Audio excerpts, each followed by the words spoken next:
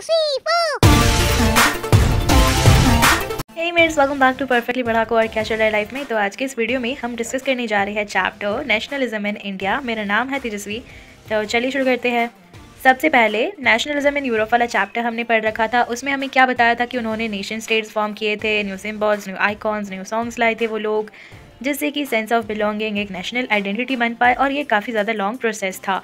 तो क्या यही सेम प्रोसेस हमारे इंडिया में भी फॉलो किया गया था? तो इसका आंसर है जी नहीं, क्योंकि हमारे इंडिया में काफ़ी डिफरेंट प्रोसेस था। उसी प्रोसेस के बारे में इस चैप्टर में जानेंगे, तो एक्साइटमेंट बना के रखो। बेसिकली हमारे इंडिया में एंटी कॉलोनियल मूवमेंट चल रहा था। देखो, मुझे भी जो है ब्रिटिशर्स परेशान कर रहे हैं, आपको भी जो है ब्रिटिशर्स अत्याचार कर रहे हैं। तो इसीलिए हमारे में क्या होगा, सेंस ऑफ बीइंग अप्रेस्ड होगा और हम लोग क्या फील करेंगे, शेयर्ड बॉन्ड फील करेंगे। तो इसी वजह से जो है काफ़ी डिफरेंट ग्रुप के जो लोग थे वो जो है साथ में मिलकर के सामने आए थे। अब कॉलोनियलिज्म में जो डिफरेंट क्लास थे, डिफरेंट ग्रुप के जो पीपल थे, उनके ऊपर कॉलोनियलिज्म का इफेक्ट भी अलग अलग था, उनके एक्सपीरियंसेस भी काफ़ी अलग थे। और तो और फ्रीडम का मतलब भी उनके लिए काफ़ी अलग था। अब जो कांग्रेस है अंडर महात्मा गांधी जी, इन्होंने ना डिफरेंट ग्रुप्स ऑफ पीपल को साथ में मिलाने की कोशिश की, एक मूवमेंट बनाने की कोशिश की। पर यूनिटी जो है बिना किसी कॉन्फ्लिक्ट के नहीं आती। दो बर्तन को साथ में रखोगे तो खड़कने की आवाज तो जरूर से आएगी। Unity did not emerge without conflict. तो इनके हिसाब से आपने ऑलरेडी 1920s के पहले की जो कहानी है वो पढ़ रखी है। तो हम इस चैप्टर में कंटिन्यू करेंगे 1920s के बाद की कहानी। तो यहाँ पर आता है नॉन कोऑपरेशन मूवमेंट और सिविल डिसोबीडियंस मूवमेंट। ये दो मूवमेंट है। यहाँ पर जो फॉर्मेट होगा वो इनका ये होगा कि ये मूवमेंट क्या है और फिर इसमें किन लोगों ने पार्टिसिपेट किया था, उनका क्या नज़रिया था। बस इतनी ही चीज़ें हमें जाननी है। नेक्स्ट हम जानेंगे सेंस ऑफ कलेक्टिव बिलोंगिंगनेस। हमारे जो इमेजिनेशन थी भारत माता को लेकर के या इंडिया को लेकर के, हम क्या फील करते थे, शेयर्ड बॉन्ड जो था, उसी के बारे में हम जानने वाले हैं। तो यही थी नेशनलिज्म इन इंडिया की कहानी, मेरी जुबानी यानी तेजस्वी के साथ। तो चलो फिर शुरू करते हैं चैप्टर को। तो बेसिकली इमेज है 6 अप्रैल 1919 का। तो इस टाइम पर लोग जो है सड़कों पर उतर करके पीसफुली जो है नेशनल मूवमेंट चला रहे थे। तो चलो फिर अपने फर्स्ट टॉपिक पर आते हैं, जो कि है फर्स्ट वर्ल्ड वॉर, खिलाफत और नॉन कोऑपरेशन। सभी के बारे में एक एक करके बताऊंगी। सबसे पहले फर्स्ट वर्ल्ड वॉर की बात करते हैं। तो वॉर चल रहा था। इस टाइम पर इकोनॉमिक और पॉलिटिकल सिचुएशन में काफ़ी चेंजेस थे। देखो, कोई वॉर चल रहा है तो हम आवा टके डावरा तक्षण मरना सम करके तो करेंगे नहीं। हमें चाहिए होंगे वेपन्स, हमें चाहिए होगा पैसा। तो इसी की वजह से डिफेंस एक्सपेंडिचर जो है बढ़ जाता है। तो इसलिए जो वो लोग क्या करते हैं, वॉर लोन्स लेते हैं और जो टैक्स होते हैं उनको बढ़ा देते हैं। जैसे कि कस्टम ड्यूटीज़ है वो रेज़ कर देते हैं, इनकम टैक्स जो है इंट्रोड्यूस किया जाता है। और इन्हीं सालों में जो चीज़ों के प्राइस होते हैं वो बहुत बढ़ जाते हैं, इनफैक्ट डबल हो जाते हैं। ये बात है 1913 टू 1918 की। और इस टाइम में पीस कौन रहा था इन सब में? Common people. तो देखो, लड़ने के लिए सोल्जर्स भी चाहिए होंगे। तो ये लोग ब्रिटिशर्स क्या करते थे ना, फोर्स रिक्रूटमेंट करते थे, यानी कि गांव से लोगों को उठा लेते थे एंड ज़बरदस्ती सेना में भर्ती कर लेते थे। इसी को फोर्स रिक्रूटमेंट कहा जाता है। तो इसी वजह से लोग जो है बड़े पैमाने पर गुस्सा भी कर रहे थे। एंड इसी टाइम पर 1918 और 1919, 1920 और 1921 इस समय पे क्या होता है, क्रॉप जो है काफ़ी पार्ट्स ऑफ इंडिया में फेल हो जाते हैं। इसी वजह से खाने की कमी हो जाती है, एक्यूट शॉर्टेजेस ऑफ फूड। और इसी के साथ में इन्फ्लुएंजा एपिडेमिक भी आ जाता है। और सेंसस के अकॉर्डिंगली 1921 में 12 to 13 मिलियन पेरिश, यानी कि मृत्यु हो जाना वेमाइन्स और एपिडेमिक की वजह से हुई थी। फेमाइन का मतलब होता है अकाल। तो देखो, मैंने आपको बता दिया विलेन कौन है, मैंने बता दिया लोगों की क्या समस्या है। तो अब तो ये नेसेसरी हो जाता है ना कि मैं आपको हीरो की एंट्री के बारे में बताऊँ। तो इसके साथ में हमारे हीरो की एंट्री होती है, जिसका नाम है मोहनदास करमचंद गांधी जी। बेसिकली ये जो है इंडिया आते हैं 1915 में, जनवरी 1915 में जो इंडिया आते हैं। एंड साउथ अफ्रीका से आए हुए होते हैं। बेसिकली इन्होंने सक्सेसफुली अपना सत्याग्रह चलाया होता है वहाँ पर रेसिज्म के खिलाफ। तो यहाँ पर एक वर्ड आया है सत्याग्रह। इसका मतलब क्या होता है? किसी भी भोलू बच्चे से पूछोगे वो यही कहेगा कि सत्य का आग्रह करना, है ना। तो देखो, गांधी जी का ये कहना है कि यदि तुम सच्चे हो, तुम सच्चाई के लिए लड़ रहे हो, तो तुम्हें हाथ उठाने की कोई ज़रूरत नहीं है, तुम्हें फिजिकल फोर्स करने की कोई ज़रूरत नहीं है। दिमाग लगाओ ना, हाथ उठाने की क्या ज़रूरत है। वेंजेंस यानी कि बदले की भावना नहीं होनी चाहिए, एग्रेसिव नहीं होना चाहिए। एक जो सत्याग्रही होता है वो बैटल को नॉन वायलेंस से भी जीत सकता है। बेसिकली क्या करना है, जो अप्रेसर है, जो अत्याचारी है, उसके कंसाइंस को अपील करना है। उसकी रातों की नींद उड़ जानी चाहिए कि सोच सोच करके उसने क्या गलत कर दिया है, उसको पश्चाताप होना चाहिए। ना कि हम उसे ज़बरदस्ती उसे फोर्स करें, वायलेंस का यूज़ करें हम उसे एक्सेप्ट करवाने के लिए कि वो गलत है। और गांधी जी जो है धर्मा में मानते थे नॉन वायलेंस के, और उनका ये मानना था कि इससे जो है पूरा इंडिया यूनाइट हो सकता है। तो अब हीरो आया है तो अच्छी अच्छी बातें तो होगी। तो महात्मा गांधी जी बेसिकली सत्याग्रह मूवमेंट लॉन्च करते हैं अलग अलग जगहों पर। 1917 में वो जाते हैं बिहार के चंपारण में। बेसिकली वहाँ के जो पीजेंट थे उनको स्ट्रगल था किस बात का, ऑप्रेसिव प्लांटेशन सिस्टम का, जो इंडिको की खेती थी उसके बारे में जो है ये सत्याग्रह था, जिसके बारे में हमने 8th क्लास में ऑलरेडी पढ़ रखा है। नाउ 1917 में ही सत्याग्रह दूसरा होता है खेड़ा में। बेसिकली ये गुजरात में है। यहाँ पर क्या होता है ना, हमने अभी पढ़ा, क्रॉप फेलियर आ जाता है, एपिडेमिक होता है। तो यहाँ के जो पीजेंट होते हैं ना वो ये कहते हैं कि हमें जो है इस बार रेवेन्यू माफ़ कर दिया जाए, थोड़ी सी राहत मिलेगी हमें इससे। 1918 में महात्मा गांधी जी जो है अहमदाबाद में जाते हैं और मिल वर्कर्स, जो कॉटन मिल वर्कर्स होते हैं, उनके लिए सत्याग्रह करते हैं। बेसिकली इनकी ये मांग थी कि इनके वेजेस बढ़ा दिए जाए जिससे इनका गुजारा ढंग से हो पाए। तो अब हम बात करेंगे रॉलेट एक्ट के बारे में। तो देखो, गांधी जी जो है कहते हैं कि 1919 में हम जो है एक सत्याग्रह लॉन्च करेंगे रॉलेट एक्ट के खिलाफ, और इनका ये मानना था कि ये काफ़ी ज़्यादा अनजस्ट लॉ है। तो ऐसा क्या है इस एक्ट में कि गांधी जी भी कह रहे कि एक अनजस्ट लॉ है। तो देखो, अंग्रेज़ों ने काफ़ी जल्दबाजी में इस लॉ को निकाला था, एंड हमारे जो इंडियन मेंबर्स थे काउंसिल में, उन्होंने भी जो है अपोज किया था बहुत ज़्यादा इसका। बेसिकली ये लॉ जो है गवर्नमेंट के हाथ में इनॉर्मस पावर्स दे देता है, और ज़्यादा पावर्स तो किसी के भी हाथ में अच्छी नहीं लगती है ना। तो गवर्नमेंट के हाथ में पावर थी कि जो भी पॉलिटिकल एक्टिविटी चले उसको रिप्रेस कर सकते हैं। कैसे? तो देखो, जो भी पॉलिटिकल प्रिजनर्स हैं उनको डिटेंशन यानी कि कैद कर सकते थे, वो भी बिना किसी ट्रायल के 2 साल तक, मतलब उठा करके जेल में डाल देंगे। अब जो भी होगा वो 2 साल के बाद होगा। तो गांधी जी ने कहा हम जो है नॉन वायलेंट तरीके से सिविल डिसोबीडियंस करेंगे इस अनजस्ट लॉ के खिलाफ, और एक हड़ताल जो है स्टार्ट होगी 6 अप्रैल को। हमने एक इमेज भी देखा था ना 6 अप्रैल 1919 का। तो लोगों ने जो है रैली निकालनी शुरू कर दी डिफरेंट सिटीज़ में, वर्कर्स जो है स्ट्राइक पर चले गए थे, शॉप्स जो है बंद हो गई थी। तो देखो, रेलवे जैसी चीज़ पर जो है कोई भी बात आती है तो एक अलार्म होता है, जो अंग्रेज़ों का लाइन्स ऑफ कम्युनिकेशन था, टेलीग्राफ था, ये सब डिस्टर्ब हो रहा था। तो अंग्रेज़ भी तो शांत नहीं बैठने वाले थे, तो इन लोगों ने लोकल लीडर्स को उठाना शुरू कर दिया अमृतसर से। और तो और गांधी जी को जो है एंट्री नहीं दी जा रही थी दिल्ली में 10 अप्रैल को, मतलब कि उनको बैन कर दिया गया था। और जो पुलिस थी अमृतसर की, उन्होंने पीसफुल प्रोसेशन पर जो है फायरिंग करनी शुरू कर दी थी, और लोग भी जो है बहुत ज़्यादा भड़क गए थे। बैंक पर, पोस्ट ऑफिस पर, रेलवे स्टेशन पर जो है अटैक करना शुरू कर दिया था। तो अब जो है गवर्नमेंट के हाथ से बाजी निकल चुकी थी। तो अब आ चुका था मार्शल लॉ, और जो कमान है वो जनरल डायर के हाथ में आ गई थी। तो अब हम बात करेंगे 13 अप्रैल इनफेमस जलियांवाला बाग की। तो इनफेमस यानी कि बुरी तरीके से फेमस होना। तो सभी लोग जो है जलियांवाला बाग में इकट्ठा हुए थे क्योंकि इस दिन बैसाखी का दिन था। तो कुछ लोग थे यहाँ पर जो प्रोटेस्ट के लिए आए थे, जो बता रहे थे कि कितना अनजस्ट लॉ है रॉलेट एक्ट, लेकिन वो भी पीसफुली बता रहे थे। और कुछ लोग जो है बैसाखी का मेला अटेंड करने के लिए आए थे, ऐसे ही झूले वूले झूलने आए थे। और जलियांवाला बाग जो है सिटी से बाहर की तरफ था, तो विलेजर्स जो है अनअवेयर थे कि मार्शल लॉ जो है इम्पोज हो चुका है। तो डायर जो है अंदर एंटर किया उसने, और जो भी एग्जिट थे उससे जो है ब्लॉक कर दिया। वैसे भी वो काफ़ी छोटा सा दरवाज़ा था अंदर आने का, तो उसे भी उसने ब्लॉक कर दिया और ओपनली फायर करना शुरू कर दिया लोगों पर। और यहाँ पर काफ़ी सारे लोगों की जो है दुर्भाग्यपूर्ण मृत्यु हो जाती है। और उससे जब पूछा जाता है कि तुमने ऐसा क्यों किया, तो वो कहता है कि to produce a moral effect, मैं एक मोरल इफेक्ट प्रोड्यूस करना चाहता था, इसीलिए बस ये कर दिया उसने। तो जैसे जैसे जलियांवाला बाग का जो इंसिडेंट था उसकी न्यूज़ फैलती गई, लोगों में और भी ज़्यादा गुस्सा आ गया और लोगों स्ट्राइक की, क्लैशेस हुए, जितने भी गवर्नमेंट बिल्डिंग्स थे वहाँ पर इन लोगों ने अटैक करना शुरू कर दिया।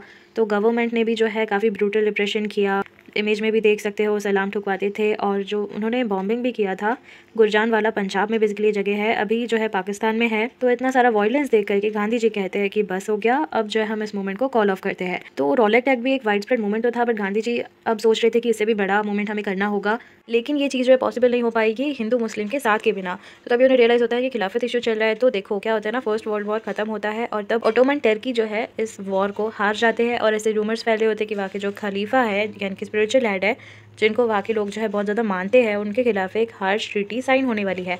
तो इसीलिए जो है खिलाफत कमेटी भी बिठाई जाती है बॉम्बे में 1919 में, जो कि मार्च का 1919 है। और वहाँ पे जो है यंग जनरेशन मुस्लिम्स जो होते हैं, मोहम्मद अली और शौकत अली, फेमस अली ब्रदर्स जो होते हैं, वो गांधी जी से डिस्कशन कर रहे होते हैं कि ये सब इश्यू है करके। और गांधी जी को रियलाइज़ होता है कि इसे हम हिंदू मुस्लिम को जो है एक साथ में कर पाएंगे। तो फाइनली 1920 सितंबर में जो है कांग्रेस का सेशन होता है कलकत्ता में, और वहाँ पर जो है गांधी जी कन्विंस करने की कोशिश करते हैं सभी लीडर्स को कि ऐसा नॉन कॉपरेशन मूवमेंट अपन चलाते हैं और वो जो है सपोर्ट करेगा खिलाफत को और स्वराज को। तो अब 1920 से लेकर के मैं आपको लेकर चलूँगी 1909 पर। क्यों? क्योंकि वहाँ पर एक बुक लिखी गई थी जिसका नाम है हिंद स्वराज, और इस बुक को और किसी ने नहीं, महात्मा गांधी जी ने लिखा होता है। और इस बुक में गांधी जी बताते हैं हमें कि जो ब्रिटिश रूल है वो हमारे कोऑपरेशन की वजह से ही चल रहा है। यदि हम उन्हें कोऑपरेट करना बंद कर देंगे तो वो 1 साल के अंदर ही जो है कोलैप्स कर जाएगा और स्वराज जो है हमारा हो जाएगा।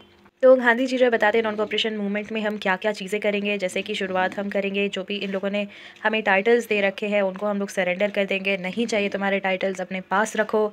फिर हम बॉयकॉट करेंगे सिविल सर्विसेज को, army, police, courts, legislative councils, यानी कि इलेक्शन में पार्टिसिपेट नहीं करेंगे, स्कूल्स नहीं जाएंगे, फॉरेन गुड्स को बॉयकॉट कर देंगे। तो अब जो है समर्स में बेसिकली 1920 में ही महात्मा गांधी जी और शौकत अली जो है टूर करते हैं, अपना प्रचार करते हैं इस मूवमेंट का, समझाते हैं लोगों को ये सारी बातें। अब इसी समय पर कांग्रेस में चल रहा था कन्फ्यूजन, क्योंकि अब जो है इलेक्शन आने वाले थे। अब तुम ही सोचो, कोई भी पार्टी क्यों बनाएगा इलेक्शन में पार्टिसिपेट करने के लिए? अब क्या कहा जा रहा है इसमें कि इलेक्शन को हम लोग बॉयकॉट कर देंगे। तो ये एक समस्या थी। एंड दूसरा एक डर ये था कि ये जो मूवमेंट है वो कहीं वायलेंस भरा ना हो जाए, इस बात का भी इनको जो है डर था। तो काफ़ी महीनों तक जो है इनमें टसल चली। एक पॉइंट पर तो ये भी लगा कि अब पता नहीं कैसे ही सुलह हो पाएगी या नहीं। एंड फाइनली दिसंबर 1920 में ये लोग कॉम्प्रोमाइज़ कर लेते हैं, दिल पे पत्थर रख के कह देते हैं कोई बात नहीं, नॉन कोऑपरेशन मूवमेंट जो है हम अडॉप्ट कर लेंगे। तो कैसे ये मूवमेंट चला, किसने पार्टिसिपेट किया, कौन से डिफरेंट ग्रुप्स ने जो है इसका मतलब क्या क्या निकाला, ये सब कुछ हम लोग जो है आगे देखने वाले हैं। तो यहाँ पर एक इमेज है, बेसिकली यहाँ पर फॉरेन क्लॉथ को जो है बॉयकॉट किया जा रहा है। ये जुलाई 1922 का है इमेज। ये रहा हमारा चरखा। तो अब बात करेंगे नॉन कोऑपरेशन खिलाफत मूवमेंट की, जो कि स्टार्ट होता है जनवरी 1921 में। तो इसमें काफ़ी सारे ग्रुप्स पार्टिसिपेट करते हैं, हालांकि उनका अपना ही अलग से एस्पिरेशन होता है। सभी लोगों ने कॉल ऑफ स्वराज को माना तो था, बट उन सभी के लिए स्वराज का मतलब जो है डिफरेंट था। सबसे पहले द मूवमेंट इन टाउन देखते हैं। टाउन में बेसिकली ज़्यादातर लोग मिडिल क्लास थे, उन्होंने बढ़ चढ़ के पार्टिसिपेट किया था। तो इन लोगों ने गांधी जी से पूछा कि गांधी जी हम क्या करें, जॉब छोड़ दें? तो गांधी जी भी लाइक हाँ बिल्कुल सही बात। तो हज़ारों स्टूडेंट्स ने जो है गवर्नमेंट स्कूल में जाना छोड़ दिया, कॉलेजेस में जाना छोड़ दिया, हेडमास्टर्स ने जाना छोड़ दिया, टीचर्स ने रिज़ाइन कर दिया, लॉयर्स ने जो है लीगल प्रैक्टिसेस करना बंद कर दिया, और कौंसिल इलेक्शन जो थे हमने उन्हें बॉयकॉट कर दिया था।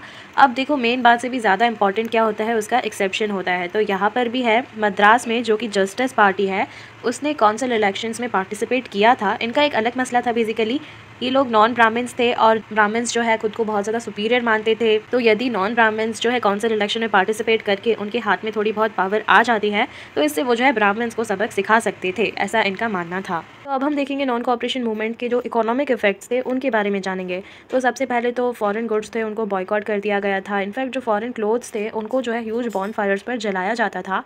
जो लिकर शॉप्स थे उनको पिकेट यानी कि एक ऐसा डेमोन्स्ट्रेशन या एक ऐसा प्रोटेस्ट कर रहे हैं हम, जो उसका जो एंट्रेंस है और जो एग्जिट है उसको हम जो है ब्लॉक कर देंगे। और इस टाइम पर जो फॉरेन गुड्स का जो प्राइस था ना 1921 से लेकर के 22 तक, वो इतना गिरा कि कितना गिरा, 102 करोड़ से लेकर के 57 करोड़ तक पहुँच गया। तो काफ़ी सारी जगहों पर मर्चेंट्स और ट्रेडर्स जो थे वो रिफ्यूज़ कर देते थे फॉरेन गुड्स के लिए, फॉरेन ट्रेड करने के लिए मना कर देते थे। और हमारे जो लोग हैं वो अब इंडियन कपड़े पहनना पसंद करते थे। तो इसी वजह से जो प्रोडक्शन था इंडियन टेक्सटाइल मिल्स का और हैंडलूम्स का, वो जो है काफ़ी ज़्यादा बढ़ गया था। तो देखो कोई चीज़ शुरू है तो ख़त्म भी होगी, काफ़ी सारे ड्रॉबैक्स भी होते हैं। तो सिटीज़ में जो ये मूवमेंट था जो है धीरे धीरे स्लो डाउन हो रहा था। इसका रीज़न ये था कि जो खादी क्लॉथ है वो काफ़ी ज़्यादा एक्सपेंसिव होता था, इसलिए पुअर पीपल जो है इसको अफोर्ड नहीं कर पाते थे। सेकंड चीज़ हम ये देखेंगे कि जो ब्रिटिश इंस्टीट्यूशंस थे, हमने स्कूल में जाना बंद कर दिया था। देखो दूसरे सारे स्कूल्स थे, ऐसा नहीं था कि इंडिया में स्कूल्स नहीं थे, बट बहुत कम लेवल पर थे और बेसिकली हम शिफ्ट नहीं कर पाए इंडियन इंस्टीट्यूशंस की तरफ। तो इसीलिए मजबूरी में ही सही सभी लोगों को अपनी जॉब्स पर वापस तो जाना ही था। जो स्टूडेंट्स थे, टीचर्स थे, उन्होंने स्कूल जाना शुरू कर दिया। लॉयर जो है उन्होंने वापस से गवर्नमेंट कोर्ट्स में जाना शुरू कर दिया। तो अब हम देखेंगे रिबेलियन इन कंट्री साइड के क्या हालात थे वो देखेंगे। इसमें बेसिकली हम जानेंगे स्ट्रगल्स ऑफ पीजेंट्स और ट्राइबल्स, इन्होंने किस तरीके से पार्टिसिपेट किया और इनका क्या नज़रिया था। तो यहाँ पर हम बात करेंगे अवध की। तो अवध में जो पीजेंट्स थे ना, उनमें एंट्री होती है बाबा रामचंद्र की। तो ये कौन थे? एक सन्यासी थे जो कि फिजी से आए थे और ये बेसिकली एक इंडेंचर्ड लेबरर थे, जो कि हम हिंदी में बोले तो बंधुआ मजदूर थे। इनका जो मूवमेंट था वो तालुकदार्स और लैंडलॉर्ड्स के खिलाफ था। अब ये मूवमेंट क्यों था? तो देखो इसका जो है फर्स्ट पॉइंट हम बात करें तो ये लोग ना काफ़ी ज़्यादा हाई रेंट वसूलते थे और इसके साथ में सीजेस यानी कि एक्स्ट्रा फ़ी या फिर एक्स्ट्रा टैक्स के नाम पर भी पैसे वसूलते थे।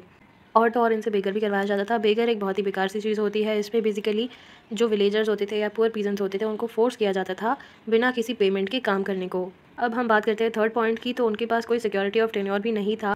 कभी भी उनको जो है बेइज्जत करके जो है बाहर निकाल दिया जाता था कि अरे हटो हटो, ये तो हमारी ज़मीन है। कोई भी काम हम करते हैं तो उसमें हमें सबसे पहले सिक्योरिटी चाहिए होती है और रिस्पेक्ट चाहिए होती है, और यही दोनों चीज़ें नहीं थी यहाँ पर।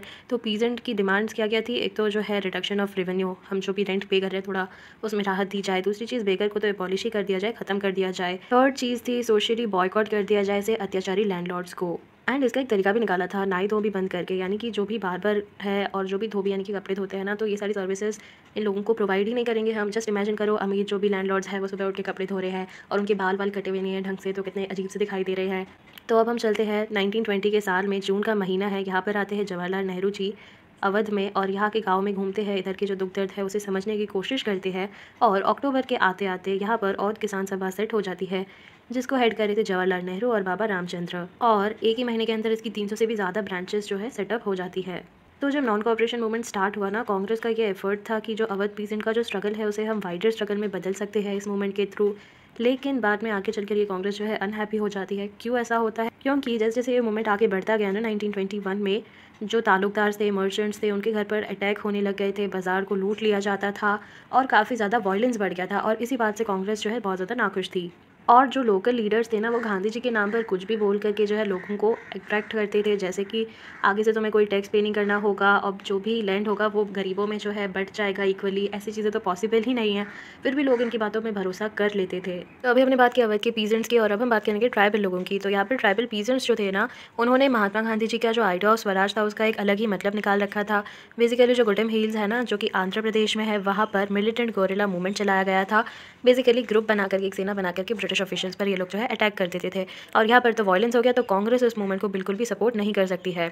तो ऐसा क्या हो गया था कि इनको मूवमेंट करने की या अटैक करने की ज़रूरत पड़ रही है? तो देखो, जो कॉलोनियल गवर्नमेंट है, जो ब्रिटिशर्स है, इनको फॉरेस्ट रीजन में आने ही नहीं देते थे, पहली बात तो, है ना। दूसरी चीज़ है, इनके जो कैटल है उनको भी ग्रेज नहीं करवाने देते थे। इनको जो फ्यूल वुड कलेक्ट करना होता है, फ्रूट्स कलेक्ट करने होते हैं, वो भी नहीं करने दे रहे थे। तो इससे इनका लाइवलीहुड जो है खतरे में आ गया था, और तो और इनका मानना था कि इनके जो ट्रेडिशनल राइट्स है वो भी इफेक्ट हुए हैं इससे। तो यहाँ पर इनको समझ नहीं आ रहा था कि यहाँ के लोग ऑलरेडी बहुत ज़्यादा नाराज़ है, गुस्से में है, तभी भी इन्होंने जो है फोर्स किया इनको कंट्रीब्यूट करने के लिए, बेगर करने के लिए, बेसिकली जो रोड बिल्ड होने वाले थे उसके लिए। तो यहाँ के लोग तो हो गए गुस्सा, उन्होंने कर दिया रिवॉल्ट। और यहाँ पर एक हीरो निकल करके सामने आता है जिनका नाम है अल्लूरी सीताराम राजू। बेसिकली ये क्लेम करते थे कि इनमें कुछ स्पेशल पावर्स है, ये बेसिकली एस्ट्रोलॉजिकल प्रोटेक्शंस कर सकते हैं, लोगों को हील कर सकते हैं, और तो और ये बुलेट शॉट्स को भी जो है सर्वाइव कर सकते हैं। और इन सभी बातों से जो है सभी लोग सहमत थे, और ये मानते हैं कि ये जो है इनकारनेशन ऑफ गॉड है, यानी कि भगवान का कोई अवतार है। तो ये जो राजू थे वो महात्मा गांधी जी की बहुत ज़्यादा प्रशंसा करते थे, उनसे इंस्पायर्ड थे नॉन कॉपरेशन मूवमेंट की वजह से, और तो और जो लोगों को इंस्पायर करते थे कि हाँ भाई देखो, खादी पहनना चाहिए तुम्हें, और ड्रिंकिंग को जो है गिव अप कर देना चाहिए। काफ़ी अच्छी अच्छी बातें बताते थे। बट यहाँ पर आता है एक ट्विस्ट, क्योंकि इनका मानना था नॉन वायलेंस से तो कुछ होने नहीं वाला है, हमें करना होगा वायलेंस, हमने जो है फोर्स का यूज़ करना होगा।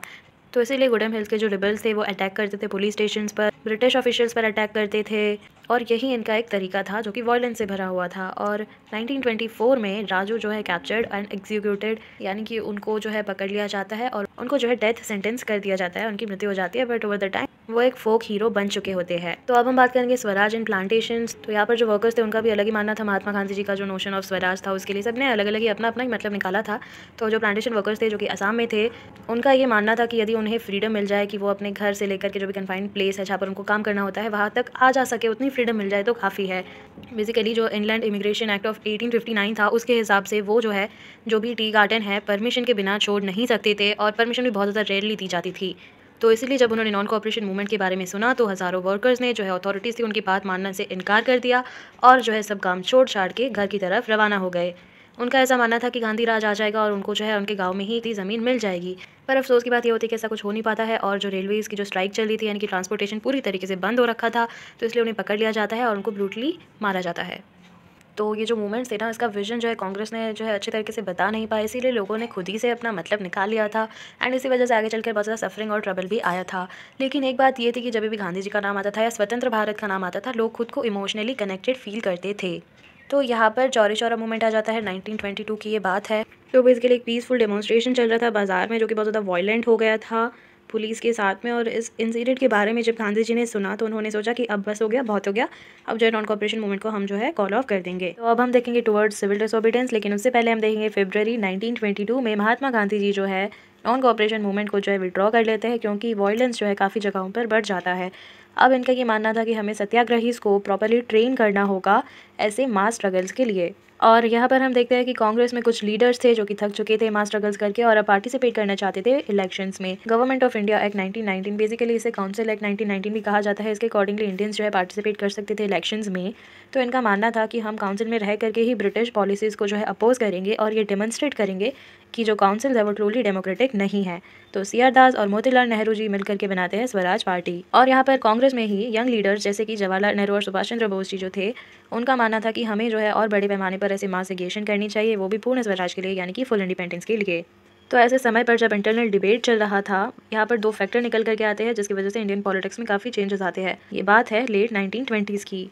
तो सबसे पहला इफेक्ट ये होता है कि वर्ल्ड वाइड इकोनॉमिक डिप्रेशन चल रहा होता है। अभी हम बात करेंगे इसका इफेक्ट क्या पड़ता है कंट्री साइड पर। तो देखो, एग्रीकल्चर प्राइसेस जो है वो गिरने लग जाते हैं 1926 में, और 1930 आते आते कोलैप्स कर जाते हैं। एग्रीकल्चरल गुड्स जो होते हैं उनकी डिमांड कम हो जाने की वजह से, एक्सपोर्ट्स डिक्लाइन हो जाने की वजह से पीजेंट्स के लिए काफ़ी ज़्यादा डिफिकल्ट हो रहा था उनके हार्वेस्ट को सेल करना, और इसी वजह से वो जो है रेवेन्यू भी पे नहीं कर पा रहे थे। तो बाय 1930 कंट्री साइड में टर्मॉइल यानी कि उथल पुथल मच रखी थी। इसी समय हम देखते हैं बैकग्राउंड में statutory commission under John Simon. देखो ये लोग ज़्यादा मेहनत नहीं करते थे, साइमन नाम का कोई इंसान है, उसके नाम पर जो है साइमन कमीशन बिठा दिया गया। देखो हम लोग जो नेशनलिस्ट मूवमेंट कर रहे थे उसके रिस्पॉन्स में कि नहीं भाई हम कुछ कर रहे हैं, इसीलिए जो है ये कमीशन आया था। इस कमीशन का काम कुछ खास था नहीं, कॉन्स्टिट्यूशनल सिस्टम हमारे इंडिया में कैसा है, क्या चेंजेस हम लोग कर सकते हैं, बस इसीलिए ये लोग आए थे। सबसे बड़ी दिक्कत इसकी ये थी कि इसमें कोई भी इंडियन नहीं था, सभी के सभी ब्रिटिश थे। तो जब साइमन कमीशन इंडिया में आया 1928 में, उसको हमने ग्रीट किया, go back Simon, Simon go back. वो भी सभी पार्टी ने मिल करके, मतलब कांग्रेस था, मुस्लिम लीग था, इसीलिए हार मान करके वॉइस रॉय इरविन जो था उसने अनाउंस किया अक्टूबर 1929 में कि वो हमें जो है डोमिनेंट स्टेटस देंगे। डोमिनेंट मतलब देखो गवर्नमेंट हमारी होगी लेकिन नाम किसका होगा, ब्रिटिशर से, यानी कि अंदर अंदर से आज़ादी होगी बट पूरी तरीके से हम आज़ाद नहीं होंगे। हमें ऐसा लगेगा हम आज़ाद है बट हम आज़ाद नहीं होंगे, ब्रिटिशर्स का ही नाम चलेगा। और वो भी वेग ऑफर, यानी कि देखो अस्पष्ट, यानी कि ऐसा क्लियरेंस नहीं दिया था, अनस्पेसिफाइड फ्यूचर। वो भी ऐसा नहीं कि हमने बोल दिया हाँ चलो डोमिनेंट स्टेटस हमें चाहिए, तो ऐसे नहीं कि अभी के अभी दे दिया, पता नहीं कल देंगे, उनका कल कभी आएगा ही नहीं, हमें क्या पता। और साथ में राउंड टेबल कॉन्फ्रेंस के लिए भी बुलाया गया था, पर जो रेडिकल्स थे कांग्रेस में उनका ये मानना था कि नहीं भाई डोमिनेंट स्टेटस और ये सब कुछ हमें नहीं चाहिए, अब तो हमें पूर्ण स्वराज ही चाहिए। तो ये देखो कांग्रेस लीडर्स की जो मीटिंग है इलाहाबाद में 1931 में, यहाँ पर हम गांधी जी को देख सकते हैं। देन हम लोग सरदार वल्लभ भाई पटेल को एक्सट्रीम लेफ्ट में, यानी कि यहाँ पर है Sardar Vallabhbhai Patel, and Jawaharlal Nehru ji extreme right में, यानी कि ये रहे जवाहरलाल नेहरू जी। तो हमारे जो यंग लीडर्स थे जवाहरलाल नेहरू और सुभाष चंद्र बोस जी, ये बहुत ज़्यादा असर्टिव हो गए। इन्होंने जो है कहा कि नहीं बस हो गया, अब जो है दिसंबर 1929 में कहते हैं कि डोमिनेंट स्टेटस जैसा कुछ नहीं, अब हमें चाहिए तो पूर्ण स्वराज ही। तो इसीलिए ये लोग जो है 26 जैन को 1930 में डिक्लेयर करते हैं कि हम इस दिन जो है अपना इंडिपेंडेंस डे सेलिब्रेट करेंगे। पर होता क्या है कि ये बात जो है ज़्यादा फैल नहीं पाती है, इसको बहुत ज़्यादा कम अटेंशन मिलता है, ये बात बन नहीं पाती है। तो महात्मा गांधी जी यहाँ पर सोचते हैं कि हमें कोई और तरीका ढूंढना पड़ेगा जिससे कि सभी लोग जो है रिलेट कर पाए, कुछ ऐसा एवरीडे लाइफ से रिलेटेड कुछ ऐसा इश्यू ढूंढना होगा। तो अब हम पढ़ेंगे the salt march and civil disobedience movement. तो फाइनली महात्मा गांधी जी को आइडिया आ जाता है कि नमक ही एक ऐसी चीज़ है जिससे हम पूरे नेशन को जो है यूनाइट कर सकते हैं। तो ऑन 31 जैन 1930 महात्मा गांधी जी जो है लेटर लिख देते हैं वॉइस रॉय इरविन को एंड अपनी 11 डिमांड्स रख देते हैं। इसमें बस जनरल इंटरेस्ट थे, जो भी डिफरेंट क्लासेस हैं, इंडस्ट्रियलिस्ट है, पीजेंट्स के लिए थे। और उसमें सबसे बड़ी डिमांड ये थी कि टू एबॉलिश सॉल्ट टैक्स, क्योंकि सॉल्ट एक ऐसी चीज़ है जिसे रिच लोग, पुअर लोग भी कंज्यूम करते हैं, यानी कि ये एक एसेंशियल फूड आइटम है जिसके ऊपर टैक्स नहीं लगाया जाना चाहिए। पर ब्रिटिश गवर्नमेंट की मोनोपोली थी इसके प्रोडक्शन पर, इसलिए महात्मा गांधी जी ये डिक्लेयर करते हैं कि इससे जो है ब्रिटिश रूल का मोस्ट अप्रोसिव फेस जो है रिवील होता है। तो महात्मा गांधी जी फाइनली जो है लेटर लिख देते हैं एक अल्टीमेटम के साथ में, देखो हमारी जो डिमांड्स जो है पूरी कर दो वरना देखने जैसा हाल होगा। एंड उसमें टाइम लिमिट भी देते हैं कि देखो 11 मार्च तक जो है आप हमारे डिमांड्स फुलफिल कर दो। काफ़ी ज़्यादा टाइम दे रखा था गांधी जी ने, फिर भी जो है इरविन नहीं मानता, नेगोशिएट करने के लिए वो तैयार ही नहीं होता है। तो महात्मा गांधी जी उनका फेमस सॉल्ट मार्च जो है शुरू कर देते हैं। उनके साथ में 78 उनके जो ट्रस्टेड वॉलंटियर्स होते हैं वो भी आते हैं। बेसिकली उनका जो टोटल डिस्टेंस होता है 240 माइल्स का होता है। गांधी जी का आश्रम जो कि साबरमती में होता है, वहाँ से लेकर के उन्हें गुजरात का एक कोस्टल टाउन दांडी तक जाना होता है। वो बेसिकली 24 डेज तक चलते हैं, हर एक दिन 10-10 माइल चलते हैं, तो इसी तरीके से वो पहुंच जाते हैं। तो बीच में जब रास्ते में जब रुकते थे महात्मा गांधी जी, तो हज़ारों लोग जो है उन्हें सुनने के लिए आते थे और उनके साथ भी जुड़ जाते थे। तो वहाँ पर गांधी जी जो है उनको स्वराज का मतलब बताते थे, कैसे हमें पीसफुली नॉन वायलेंस का सहारा लेना चाहिए ब्रिटिशर्स के खिलाफ, और ये सारी अच्छी अच्छी बातें उन्हें जो है बताते थे। और फाइनली जो है 6 अप्रैल को जो है दांडी पहुँच जाते हैं और वहाँ पर जो है शांति से जो है लॉ को वॉयलेट करते हैं, यानी कि तोड़ देते हैं और सॉल्ट को बना देते हैं सी वाटर को बॉयल करने के साथ। और इसी तरीके से सिविल डिसोबीडियंस मूवमेंट की जो है शुरुआत हो जाती है। तो civil disobedience movement non cooperation movement से किस तरीके से डिफरेंट है, ये क्वेश्चन काफ़ी ज़्यादा इंपॉर्टेंट है, अभी हम इसका आंसर भी देखेंगे। तो देखो नॉन कोऑपरेशन मूवमेंट में लोगों ने सिर्फ कोऑपरेट करने से मना किया था ब्रिटिश से, लेकिन सिविल डिसोबीडियंस मूवमेंट में हम कोऑपरेट तो अभी भी नहीं करेंगे, लेकिन इसी के साथ में हम जो है लॉज को भी ब्रेक करेंगे। तो हज़ारों लोगों ने जो है पार्टिसिपेट किया था, सॉल्ट लॉ को जो है ब्रेक किया और तो और डेमोन्स्ट्रेट किया किनके सामने, जो भी गवर्नमेंट सॉल्ट फैक्ट्रीज थी उन्हीं के सामने नमक बना के उन्हीं को दिखाया। और जैसे जैसे ये मूवमेंट बढ़ता गया, फॉरेन क्लोथ को बॉयकॉट कर दिया गया, लिकर शॉप्स को पिकेट कर दिया गया था, पीजेंट्स ने भी जो है रेवेन्यू पे करने से मना कर दिया था, विलेज ऑफिशियल्स ने रिज़ाइन कर दिया और काफ़ी सारी जगहों पर जो फॉरेस्ट पीपल थे उन्होंने फॉरेस्ट लॉ को भी ब्रेक कर दिया, यानी कि जो रिजर्व फॉरेस्ट था जहाँ पर वुड कलेक्ट किया, उन्होंने अपने जो कैटल्स थे उनको ग्रेज भी करवाया। यहाँ पर हम देख सकते हैं दांडी मार्च ही रहे हमारे गांधी जी 78 पीपल के साथ में जा रही है। तो जैसे जैसे ये मूवमेंट बढ़ता गया, कॉलोनियल गवर्नमेंट हो गई चिंता में, और जैसे कि वो हमेशा करती है, जो भी कांग्रेस लीडर्स थे उनको एक एक करके उसने उठाना शुरू कर दिया। तो इससे जो है काफ़ी ज़्यादा वॉयलेंट क्लैशेस होने लग गए। अब्दुल गफर खान जो कि एक डिसिपल थे महात्मा गांधी जी के, उनको भी जो है अरेस्ट कर लिया गया था अप्रैल 1930 में। तो लोग जो है काफ़ी ज़्यादा गुस्सा हो गए थे और जो पेशावर स्ट्रीट्स थे वहाँ पर भी जो है काफ़ी ज़्यादा वॉयलेंस फैल गया था, पुलिस ने भी जो है फायरिंग शुरू कर दी थी और काफ़ी लोगों की जान भी गई थी। और इसी के 1 महीने के बाद में महात्मा गांधी जी को भी अरेस्ट कर लिया गया था और जो इंडस्ट्रियल वर्कर्स थे उन्होंने शोलापुर में अटैक कर दिए थे पुलिस पोस्ट पर, म्यूनसिपल बिल्डिंग्स पर, लो कोर्ट्स पर, रेलवे स्टेशन पर, यानी कि जो भी ब्रिटिश रूल को सिंबलाइज करते थे उन सभी जगह पर जो है अटैक करने शुरू कर दिए थे। तो जो गवर्नमेंट डर गई थी उसने और भी ज़्यादा ब्रूटल रिप्रेशन किया, जो पीसफुल सत्याग्रही थे उन पर अटैक किया, वुमेन और बच्चों को जो है मारना शुरू किया। करीबन 1 लाख लोग जो है अरेस्ट हो गए थे। यहाँ पर हम इमेज में भी देख सकते हैं पुलिस क्रैकडाउन ऑन सत्याग्रही 1930 की ये बात है। तो अब इतना ज़्यादा वायलेंस बढ़ने की वजह से महात्मा गांधी जी ने सोचा कि अब हम वापस से जो इस मूवमेंट को कॉल ऑफ कर देते हैं और यहाँ पर आता है गांधी इरविन पैक्ट 5 मार्च 1931। तो इसके अकॉर्डिंगली महात्मा गांधी जी जो है राउंड टेबल कॉन्फ्रेंस में जाते हैं। जो पहला राउंड टेबल कॉन्फ्रेंस था वो हमने बॉयकॉट कर दिया था, तो अब जो है गांधी जी लंदन जाते हैं और गवर्नमेंट को भी बदले में कुछ तो करना ही था, तो उन्होंने जो भी पॉलिटिकल प्रिजनर्स थे ना उनको रिलीज़ कर दिया था। अब दिसंबर 1931 में महात्मा गांधी जी जो है लंदन जाते हैं कॉन्फ्रेंस के लिए, पर वहाँ पर भी जो है इतनी अच्छे सी बात नहीं बन पाती है और वो निराश होकर के वापस आते हैं। पर वापस आने पर भी इंडिया में जो हालात होते हैं वो भी कुछ ठीक नहीं होते हैं। गफ्फर खान और जवाहरलाल नेहरू जी होते हैं वो जेल में होते हैं, कांग्रेस को इन लोगों ने इलीगल डिक्लेयर कर दिया गया होता है। तो महात्मा गांधी जो है ये सब कुछ देख करके सोचते हैं कि अब हमें सिविल डिसोबीडियंस मूवमेंट को वापस से चलाना होगा। सब हम देखेंगे how participants saw the movement. यहाँ पर सबसे पहले हम कंट्री साइड की बात करेंगे, वहाँ पर भी रिच पीजेंट्स की बात करेंगे। तो पाटीदार्स ऑफ गुजरात हो गए, जट्स ऑफ उत्तर प्रदेश हो गए, इन लोगों ने काफ़ी बढ़ चढ़ के जो है इस मूवमेंट में पार्टिसिपेट किया था। इनका जो मेन मोटिव था वो बस यही था कि गवर्नमेंट इनका जो रेवेन्यू पे करना होता है ना उसको जो है रिड्यूस कर दे, माफ़ कर दे। तो इसलिए ये जो है काफ़ी ज़्यादा बढ़ चढ़ करके जो सपोर्ट कर रहे थे इस मूवमेंट को, इनफैक्ट जो लोग नहीं सपोर्ट कर रहे थे उनको भी मना रहे थे कि नहीं नहीं सपोर्ट करो, ऐसे करके सभी लोगों को मना रहे थे। ये इनके लिए स्वराज का मतलब यही था कि इनके जो हाई रेवेन्यूज़ जो उन्हें पे करने पड़ते हैं वो कम हो जाए, रिड्यूस हो जाए। इनका बस यही मतलब था स्वराज से।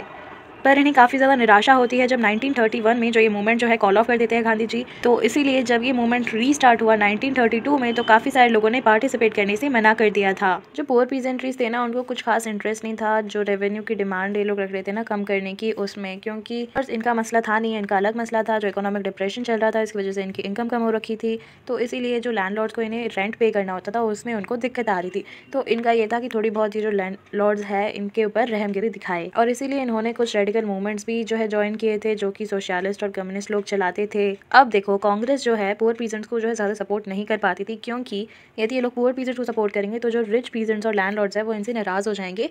तो समझ रहे हो आप, ये लोग जो है नाराज़ हो गए तो फंडिंग कहाँ से आएगी, और भी काफ़ी सारे मसले होते हैं। तो यहाँ पर जो कांग्रेस है वो पड़ जाती है डिलाइमा में, और इसी वजह से पुअर पीजेंट्स और कांग्रेस का रिश्ता जो है पता नहीं क्या कहलाता है वाला बन जाता है, यानी कि रिमेन अनसर्टन। तो यहाँ पर कुछ इंपॉर्टेंट डेट्स दी गई है जो काफ़ी इंपॉर्टेंट है। 1918-19 में जो है बाबा रामचंद्र आते हैं। 1919 अप्रैल की हम बात करें तो हड़ताल शुरू करते हैं रॉलेट डेट के खिलाफ और जलियांवाला बाग मैसेकर होता है। जनवरी 1921 की हम बात करें तो नॉन कोऑपरेशन खिलाफत मूवमेंट जो है लॉन्च किया जाता है। 1922 फरवरी की बात करें तो चौरी चौरा मूवमेंट होता है और वायलेंस फैल जाने की वजह से नॉन कोऑपरेशन मूवमेंट जो है बंद कर दिया जाता है। मई 1924 में अल्लूरी सीताराम राजू जो है अरेस्ट हो जाते हैं और उनको एग्जीक्यूट कर दिया जाता है। दिसंबर 1929 की अगर हम बात करें तो लाहौर कांग्रेस में जो मीटिंग होती है वहाँ पर पूर्ण स्वराज की डिमांड जो है रखी जाती है। 1930 में जो है अम्बेडकर जी आते हैं और डिप्रेस क्लास एसोसिएशन बनाते हैं, सेपरेट इलेक्टोरेट की मांग करते हैं, और ये मसला भी हम जो है कुछ ही समय में देखेंगे। मार्च 1930 में गांधी जी जो सिविल डिसोबीडियंस मूवमेंट स्टार्ट करते हैं, सॉल्ट लो तोड़ देते हैं डांडी जा करके। मार्च 1931 में गांधी जी जो है सिविल डिसोबीडियंस मूवमेंट को खत्म कर देते हैं और 1931 में सेकंड राउंड टेबल में जाते हैं, लंदन जाते हैं, वहाँ से जो निराश होकर के आते हैं 1932 में वापस से रीलॉन्च कर देते हैं सिविल डिसोबीडियंस मूवमेंट को। काफ़ी जल्दी से मैंने एक आपको जो है क्विक रिकैप दे दिया इसका।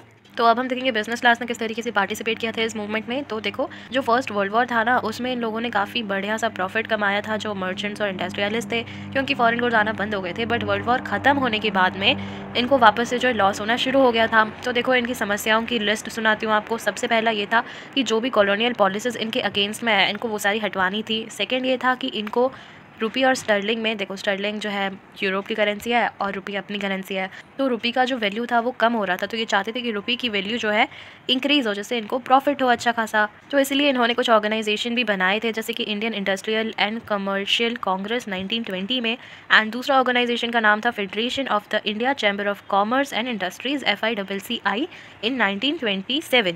इसको लीड कर रहे थे काफ़ी ज़्यादा प्रोमिनेंट इंडस्ट्रियलिस्ट जैसे कि पुरुषोत्तम दास ठाकुर दास और GD बिरला। तो इन्होंने काफ़ी बढ़ चढ़ के पार्टिसिपेट किया था सिविल डिसोबीडियंस मूवमेंट में। जब वो पहले शुरू हुआ था तब इन्होंने फाइनेंशियली भी काफ़ी मदद की थी और भी काफ़ी सारी चीज़ें की थी, लेकिन जब राउंड टेबल कॉन्फ्रेंस आता है और दूसरी बार सिविल डिसोबीडियंस मूवमेंट स्टार्ट होता है तब इनको लगता है कि नहीं यार अब तो कुछ होने नहीं वाला, तो ये लोग जो है दूसरी बार जो है थोड़ा कम पार्टिसिपेट करते हैं। एक और चीज़ देखेंगे, स्वराज से इनका क्या मतलब था। इनका यही था कि जब स्वराज आएगा तो इन पर कोई कॉलोनियल रिस्ट्रिक्शन नहीं होंगे, कि अपना बिजनेस जो है काफ़ी आसानी से मज़े से चला सकेंगे बिना किसी रिस्ट्रिक्शन से। तो अब हम देखेंगे जो वर्किंग क्लास थी, जो वर्कर्स थे, उनका किस तरीके से पार्टिसिपेंट्स था। तो देखो, एक मयान में दो तलवारें नहीं रह सकती है। हमने पहले भी देखा रिच पीजेंट्स और पुअर पीजेंट्स का किस्सा, और अब जो है इंडस्ट्रियलिस्ट और वर्कर्स में भी यही सेम चीज़ है। जहाँ पर इंडस्ट्रियलिस्ट पार्टिसिपेट करे वहाँ पर वर्कर्स जो है पार्टिसिपेट नहीं करते हैं। पर फिर भी एक एक्सेप्शन ये है कि नागपुर रीजन में काफ़ी सारे वर्कर्स ने पार्टिसिपेट किया था, और उन्होंने जो गांधी जी के जो आइडियाज़ थे उनको भी फॉलो किया था। जैसे कि उन्होंने फॉरेन गुड्स को बॉयकॉट किया था, और इनका अपना ही जो है खुद का मूवमेंट था। बेसिकली लो वेजेस के खिलाफ था, इनको अपने वेजेस जो है बढ़वाने थे। और यहाँ पर हम देखते हैं काफ़ी सारे रेलवे वर्कर्स ने भी जो है स्ट्राइक की थी 1930 में, डॉक वर्कर्स ने भी स्ट्राइक की थी 1932 में, और 1930 में हज़ारों वर्कर्स ने छोटा नागपुर में टीन माइंस में जो है गांधी जी की जो कैप थी वो पहनी थी और पार्टिसिपेट किया था प्रोटेस्ट में, रैलीज में और बॉयकॉट कैंपेन्स में। पर कांग्रेस का जो रिलेशन था वर्कर्स के साथ में वो कुछ खास ठीक नहीं था, क्योंकि इससे जो इंडस्ट्रियलिस्ट जो है बुरा मानते या जो है एलियनेट फील करते, इसीलिए। तो अब हम सिविल डिसोबीडियंस मूवमेंट में वुमेन का पार्टिसिपेट देखेंगे, जो कि काफ़ी बढ़ चढ़ के पार्टिसिपेट किया था इन्होंने। जब गांधी जी ने सॉल्ट मार्च किया था, जिसमें मैंने आपको बताया था कि वो जहाँ जहाँ रुकते थे वहाँ पर जो है अपनी स्वराज के जो आइडियाज़ थे उसके बारे में बताते थे, तो जो वुमेन थी वो भी घर से बाहर आकर के उनको सुनने के लिए आती थी, और वो काफ़ी ज़्यादा मोटिवेटेड और इंस्पायर्ड फील करती थी। तो इसीलिए उन्होंने काफ़ी सारे प्रोटेस्ट मार्चेस में पार्टिसिपेट किया था। सॉल्ट को भी जो है मैन्युफैक्चर किया था, उन्होंने फॉरेन क्लॉथ को बैन किया था, लिकर शॉप्स को पिकेट किया था, जेल भी गई थी। पर यहाँ पर हम देखते हैं कि ये सारी जो विमेन थी वो सारी हाई कास्ट फैमिली से बिलोंग करती थी, यानी कि पुअर फैमिली की जो विमेन थी वो अभी भी जो है बढ़ चढ़ के पार्टिसिपेट नहीं कर पा रही थी। और यहाँ पर हम देखते हैं कि जो विमेन थी वो मानती थी कि उनकी जो है सेक्रेट ड्यूटी है, यानी कि उनका एक कर्तव्य बनता है एक विमेन होने के नाते कि उनको जो है देश को सर्व करना चाहिए। पर इसका मतलब ये नहीं था कि सभी के मन में जो है वुमेन को लेकर के जो है काफ़ी सारी सोच में परिवर्तन आया था, क्योंकि खुद गांधी जी ही ये मानते थे कि एक वुमेन को अच्छी मदर होना चाहिए, एक अच्छी वाइफ होना चाहिए और घर को अच्छे से संभालना चाहिए। एंड हाँ, मूवमेंट में पार्टिसिपेट करना हो तो ठीक है, बट घर बार छोड़ करके नहीं। और कांग्रेस को तो हर किसी से दिक्कत है, मुस्लिम से दिक्कत थी, दलित से दिक्कत थी, फीमेल से दिक्कत है, पुअर पीजेंट से दिक्कत है। तो इसीलिए वुमेन को कोई स्पेसिफिक अथॉरिटी या पावर तो नहीं दी जाती थी, बस एक इनको सिम्बॉलिक प्रेजेंस थी कि हाँ भाई वुमेन भी है। तो यहाँ पर हम देख सकते हैं इस पिक्चर में वुमेन जो है पार्टिसिपेट कर रही है नेशनल मूवमेंट में। तो अब हम देखेंगे लिमिट्स ऑफ सिविल डिसोबीडियंस। तो देखो, सभी ग्रुप्स ने जो है जो मूवमेंट थे उनमें पार्टिसिपेट नहीं किया था। ऐसे ही एक ग्रुप का नाम है अनटचेबल्स, जो है लोग बुलाते थे 1930s के आते आते उनको जो है दलित या ओप्रेस्ड कहा जाता था।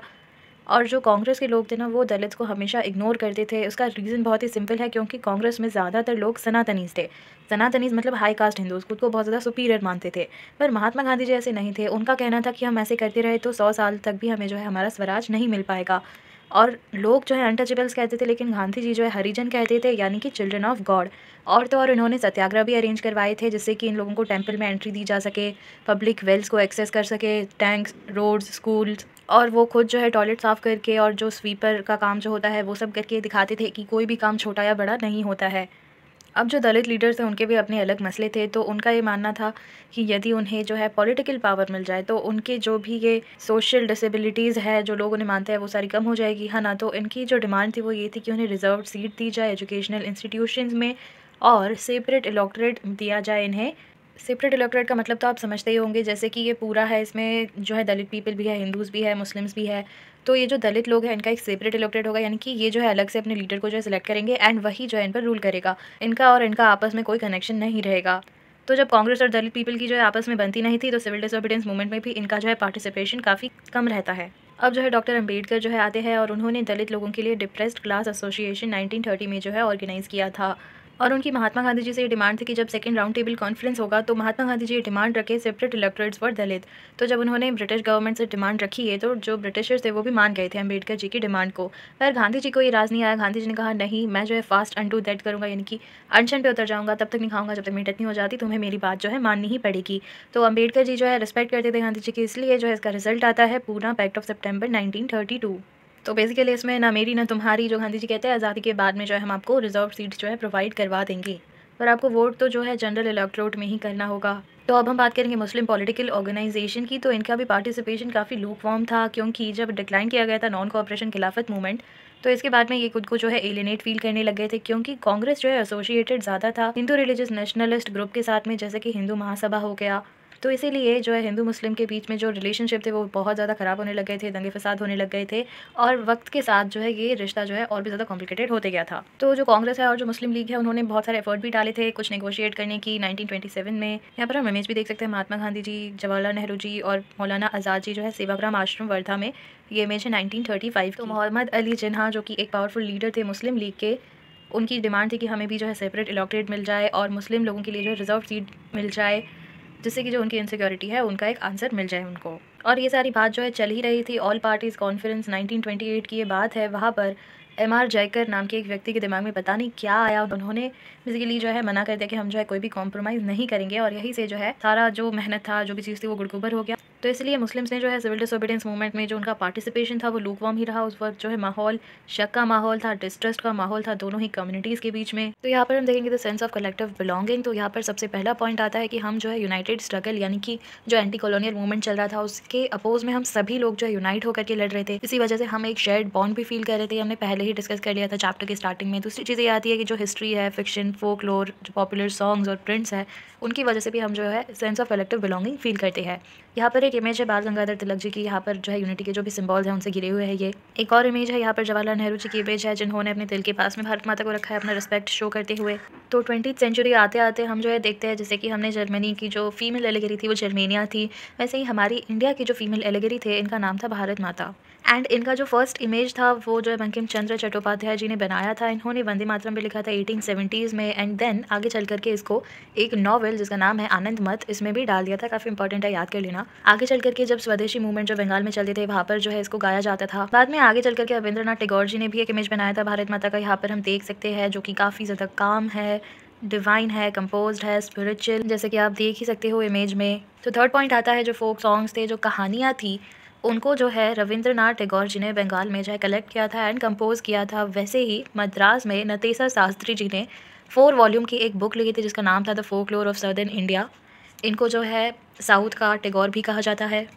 तो नेक्स्ट हम बात करेंगे फ्लैग्स की। तो स्वदेशी मूवमेंट के दौरान बंगाल में एक ट्राई कलर फ्लैग बनाया जाता है जिसमें रेड, ग्रीन, येलो कलर होते हैं एंड उसमें 8 लोटसेस भी होते हैं जो कि रिप्रेजेंट कर रहे होते हैं 8 प्रोविंसेस को जो कि ब्रिटिश इंडिया के अंदर थे। क्रिसेंट मून भी होता है जो रिप्रेजेंट कर रहा था हिंदू और मुस्लिम्स को। बाद में आगे चल कर के 1921 में गांधी जी ने भी एक स्वराज फ्लैग लाया था जो भी एक ट्राई कलर था जिसमें रेड, ग्रीन, वाइट कलर थे, और उसके बीच में जो है स्पिनिंग व्हील था यानी कि चरखा था जो कि रिप्रेजेंट करता था Gandhian ideal of self help, यानी कि आत्मनिर्भरता को वो जो है दर्शाता था। तो नेक्स्ट पॉइंट आता है हमारी हिस्ट्री का री इंटरप्रिटेशन। इसमें जो इंडियंस को जो ब्रिटिशर्स थे उन्होंने बैकवर्ड्स और प्रिमिटिव दिखाया था, बल्कि ऐसा कुछ था नहीं। तो हम जो है अपना जो ग्लोरियस पास्ट होता है, अपने जो एंशिएंट डेवलपमेंट्स होते हैं उनको दिखाते हैं, जो art, architecture, science, mathematics, religion, culture, law, philosophy, crafts and trades, जो इतनी सारी चीज़ें हमने जो अचीव की थी उनको जो है हम बताते हैं। यहाँ पर एक और इमेज है भारत माता की एंड यहाँ पर जो है त्रिशूल भी है इनके हाथ में, इनके पास में जो लायन है, और ये दोनों ही सिंबल है पावर और अथॉरिटी के। सो फाइनली हमारा चैप्टर हो चुका है कंप्लीट। सबसे पहले जल्दी से कंक्लूजन निकाल लेते हैं। तो जो कांग्रेस है लीडरशिप में महात्मा गांधी जी के लोगों के दुख दर्द पहले तो समझती है, फिर मूवमेंट भी लॉन्च करती है आगे चल करके, और इनकी कोशिश ये रहती है कि डिफरेंट ग्रुप्स है, क्लासेस है, इनको जो है यूनाइट किया जाए सबसे पहले। तो जो भी डाइवर्स ग्रुप थे, क्लासेस थे, उन्होंने पार्टिसिपेट तो किया था, लेकिन इनके जो एस्पिरेशंस थे, गोल्स थे, वो अलग थे और एक्सपेक्टेशन भी अलग अलग थी। तो जो कांग्रेस है वो हमेशा इनके डिफरेंसेस को रिजॉल्व करने में रह जाती है, और एक की डिमांड जो है फुलफिल करती है तो दूसरा जो है एलियनेट फील करना शुरू कर देता है। तो यहाँ पर हमारे पास क्विट इंडिया मूवमेंट के बारे में छोटू से बॉक्स में हमें बताया गया है। मैं आपको बहुत ज़्यादा क्विकली बता देती हूँ। सबसे पहले द कांग्रेस वर्किंग कम्युनिटी की जो है एक मीटिंग बैठी होती है वर्धा में ऑन 14 जुलाई 1942। यहाँ पर हिस्टोरिक क्विट इंडिया मूवमेंट की डिमांड रखी जाती है। यहाँ पर जो है क्विट इंडिया मूवमेंट रेजोल्यूशन लिया जाता है। इसमें डिमांड ये होती है कि जल्द से जल्द जो है सारी पावर्स इंडियंस के हाथ में सौंप दो और जल्दी से जो है इंडिया को क्विट कर दो, पहली फुर्सत में निकलो। एंड ऑन 8 अगस्त 1942 बॉम्बे में हमारे जो गांधी जी है वो स्पीच दे दो और डाई वाली करो या मरो वाली जो फेमस स्पीच है उनकी। एंड इसमें काफ़ी सारे जो लीडर्स होते हैं वो पार्टिसिपेट करते हैं, ये सारे नाम हैं उनके। विमेन भी बढ़ चढ़ के पार्टिसिपेट करती हैं। यहाँ पर ब्रिटिशर्स के पास में फोर्स होने के बावजूद जो है उन्हें 1 साल से ज़्यादा का समय लगता है इस मूवमेंट को सप्रेस करने में। यहाँ पर हम देख सकते हैं वुमेन जो है पार्टिसिपेट कर रही है क्विट इंडिया मूवमेंट में। तो इसी के साथ आज का वीडियो समाप्त होता है। धन्यवाद धन्यवाद धन्यवाद। वीडियो पसंद आया तो चैनल को सब्सक्राइब करते हुए जाना, और हाँ एग्ज़ाम्स के लिए all the best. Thanks for watching. Bye.